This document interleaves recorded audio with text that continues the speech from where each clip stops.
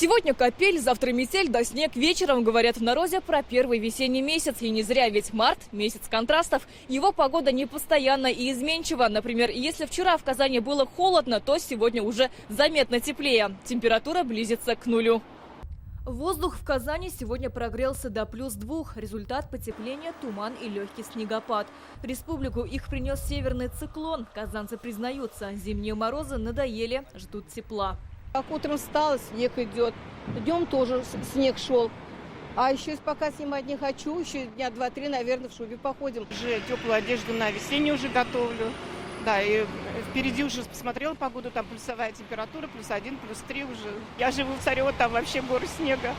Но надеюсь, что весна будет как бы постепенно все это таять будет и не затопит, надеюсь. А резиновые сапоги уже прикупил, потому что воды будет много. После такой снежной зимы к весне жители начали готовиться заранее. В поселке Дружба Новосавиновского района расчищают дворы от сугробов. Чтобы подпол и погреб не затопило талой водой, администрация выслала жильцам подкрепление. В этом году мы особенно ждем это подтопление и наводнение в этом году.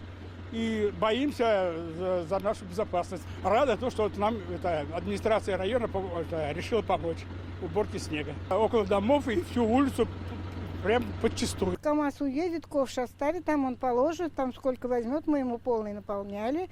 КамАЗ подъезжает, он сразу грузит, уедет. Никогда такого снега не было. У нас дом низко, мы тонем все время. Все время. Я один раз даже заявление писала в исполком.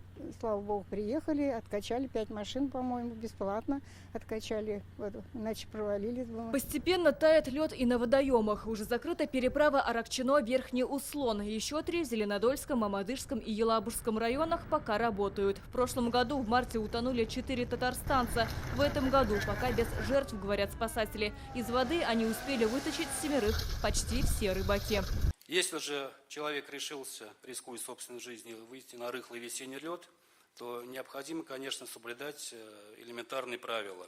Это нельзя пробивать много лунок на ограниченной площади, собираться большими группами. Скачки температуры для марта явление обычное, утверждают в гидрометцентре. Уже завтра северный циклон покинет республику, и татарстанцы окажутся под влиянием повышенного атмосферного давления. Что касается температур, то ожидается -6, -11 градусов ночью и при прояснениях до -14 градусов, а днем температура повысится до -3, +2 градусов. Если бы снежного покрова не было, среднесуточная температура была бы на 7-8 градусов выше, говорят синоптики.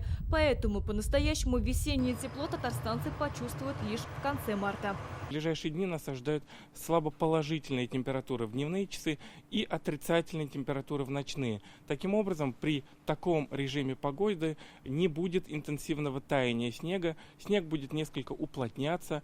И таким образом, вот при нынешней высоте снежного покрова около 70 сантиметров, в ближайшие дни мы не ждем какого-то лавинообразного его таяния. До конца недели республика будет находиться на периферии антициклона. В ночные часы от -4 до -9 градусов, днем до +5. Ирина Васильева, Адель Медубаев, ТНВ, Казань.